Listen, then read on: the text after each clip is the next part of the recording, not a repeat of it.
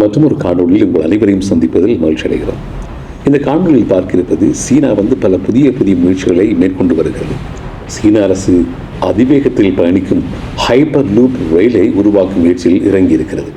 கடந்த ஆண்டு டத்தோங் நகரில் இதற்கு என்று 2 கிலோமீட்டர் தொலைவுக்கு வழித்தடத்தை உருவாக்கியிருந்தது சீனா.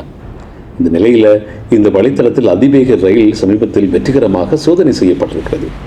இந்த அதிவேக ரயில் மைக்லேவ் தொழில்நுட்பத்துடன் அடிப்படையில் செயல்படக்கூடியது என்றும் இந்த ரயிலின் சக்கரம் தண்டவாளத்தின் உராய்வு கொள்ளாது என்றும் சொல்லப்படுகிறது. இதனால் இந்த ரயிலினால் விமானத்துக்கு நிகரான வேகத்தில் செல்ல முடியும் என்று கூறப்படுகிறது.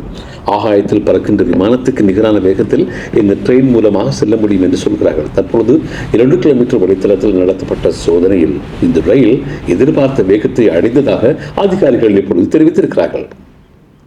ஹாங்ஸி மாகாண அரசு மற்றும் சீன விண்வெளி அறிவியல் மற்றும் தொழில் கழகம் இணைந்து அதிவேக ரயில் திட்டத்தை மேற்கொண்டு வருகிறது.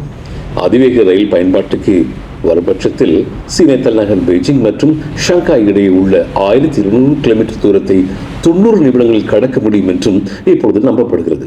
தற்பொழுது சீனாவில் பயன்பாட்டில் இருக்கும் மணிக்கு 350 கிலோமீட்டர் வேகத்தில் செல்லும் புல்லட் ரயில் மூலம் பெய்ஜிங்கிலிருந்து ஷங்காய்க்கு 4 மணித்தியாலமும் 18 நிமிடத்திலும் செல்லக்கூடியதாக இருக்கிறது.